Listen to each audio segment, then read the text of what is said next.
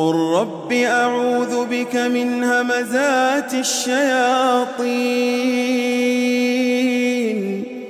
وأعوذ بك رب أن يحضرون. Assalamualaikum, selamat malam, salam sejahtera. Malam ni Abang nak baca ataupun Abang nak share cerita-cerita pendek lah daripada sahabat pendengar yang komen dekat Abang punya video kisah seram Gerik. Okey, cerita pertama ataupun komen pertama daripada Minu2472. Okey, salam Abang. Ada cerita sendiri kat jalan ni, kat Jalan Gerik ni. Cerita ni terjadi tahun 2004 ataupun 2005. Dah lupa dah sebab masa tu saya kecil lagi, baru masuk darjah 1. Tapi masih ingat cerita ni sampai sekarang. Ceritanya nak pergi hantar anak saudara mak kahwin di Kedah dan lalu Jalan Gerik ni lah, daripada Pasir Putih, Kelantan. Kami konvoi dalam 4 atau 5 biji kereta. Kami bertolak masa ni pukul 5.30 pagi dari Pasir Putih, Kelantan. Sampailah dekat Batu Melintang untuk solat subuh. Masa tu hari masih gelap lagi. Lepas solat kami sambunglah perjalanan. Dalam perjalanan sebelum sampai RNR Titi Wangsa, masa tu hari dah nak cerah dah. Macam dah terbit fajar macam tu lah.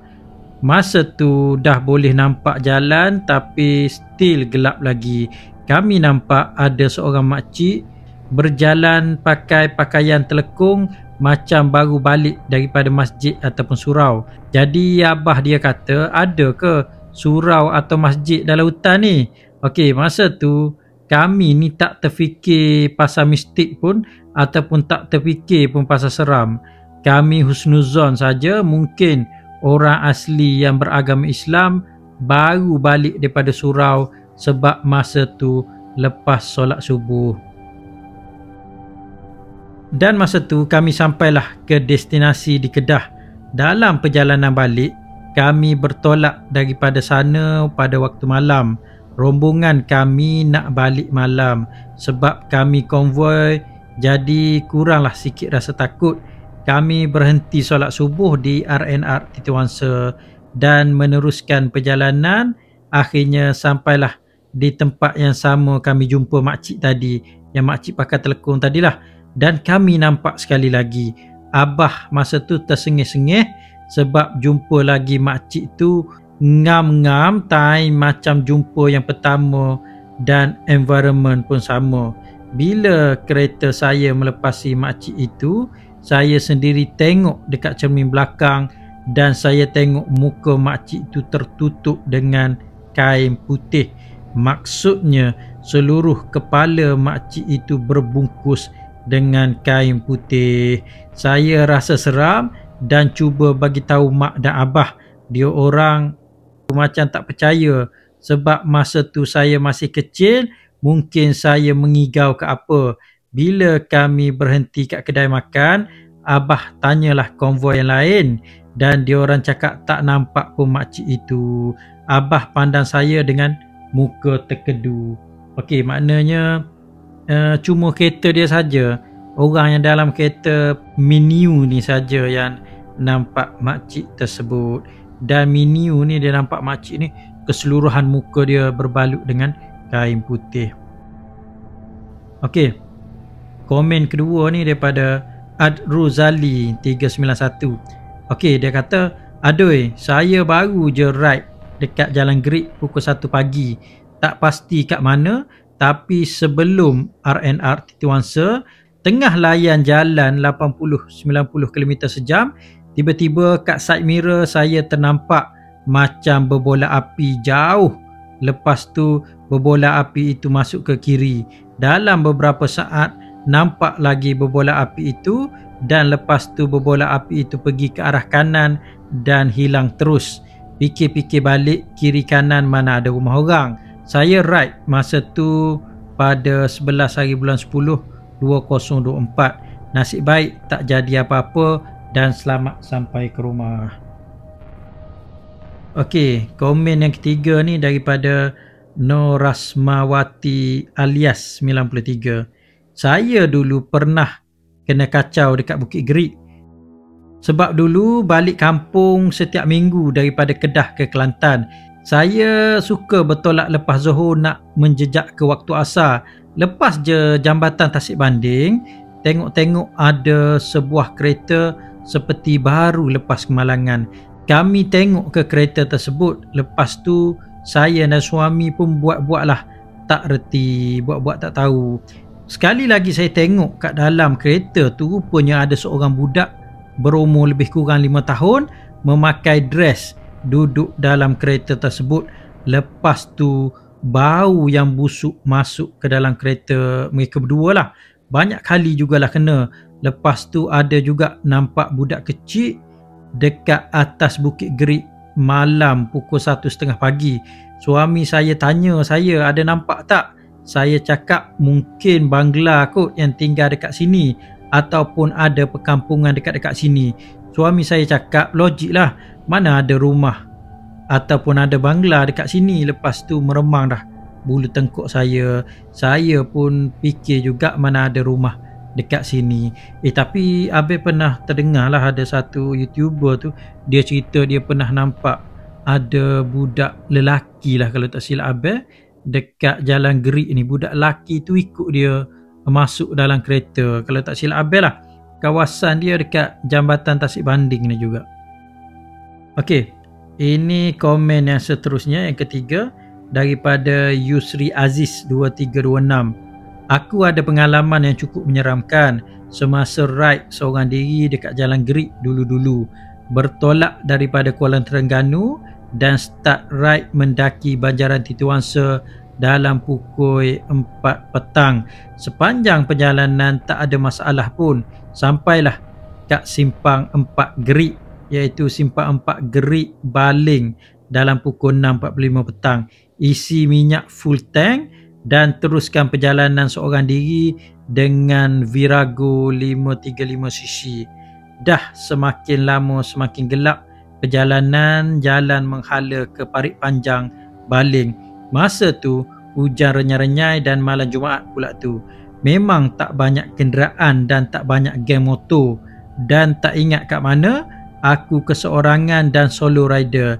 Tiba-tiba terdengar hilaian yang panjang dan cukup menyeramkan di bahagian tebing yang tinggi di sebelah kanan aku. Spontan masa tu aku terfikir ini bukan bunyi binatang ataupun bunyi mawas dan sebagainya. Bulu roma pada masa tu berdiri tegak dan aku memang pasti ada benda lain yang ingin mengusik aku yang keseorangan pada waktu itu. Terus aku azan dan membaca ayat-ayat suci Al-Quran di sepanjang perjalanan yang menyeramkan itu. Dekat 5 minit jugalah aku kena usik dan aku yakin hilaian yang panjang dan menyeramkan itu yang berada dekat belakang aku. Lama-lama semakin sunyi dan hilaian tersebut semakin sunyi. Maknanya dia hilaian tersebut lama-lama hilang. Lama-lama semakin sunyi dan hilaian tersebut hilang. Aku meneruskan perjalanan dan masih baca ayat-ayat suci Al-Quran sehinggalah sampai di stesen minyak Petronas Parit Panjang. Ceritalah kat staf di situ dan depa bagi tahulah jalan tu memang selalu ada gangguan bila berseorangan drive ataupun ride waktu malam.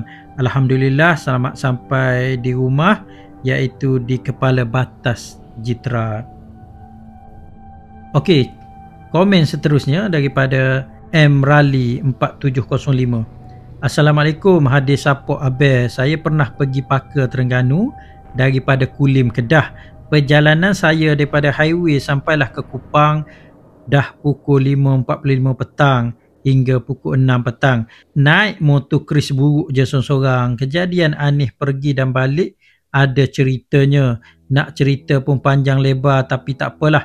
Tapi saya nasihatkan kalau nak lalu jalan Baling sampai ke Gerik ataupun Jeli, pergilah beramai-ramai dan jangan pergi seorang-seorang. Apa yang boleh saya katakan, saya serik dah nak lalu seorang diri. Siapa yang nak rasa scary ke tak jalan tu, cubalah naik motor sorang-sorang, lagi power time pukul 10 malam hingga pukul 2 pagi.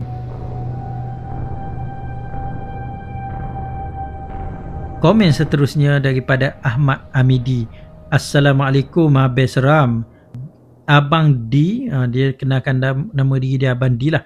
Abang D baru je aksiden jalan Gerik daripada Gerik ke Kota Baru, Batu 29 sebelum hentian Titiwangsa. Masa tu dekat dengan waktu asar. Lagipun abang baru singgah solat jamak Zuhur dan Asar dekat dengan stesen minyak Petronas. Masa tu hujan mula turun renyai-renyai. Sebab hujan turun, abang dipasang wiper kereta, tetapi masa wiper tu nak bergerak, abang dibunyi macam krak, bunyi macam cermin kereta krak retak. Tapi sebenarnya tak ada retak pun. Jadi abang D dan orang rumah ataupun isteri dia tegurlah, bunyi apa tu? Bini dia tegur, bunyi apa ni bang?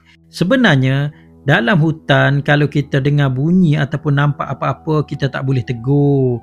Tapi abang D dan orang rumah pergi tegur.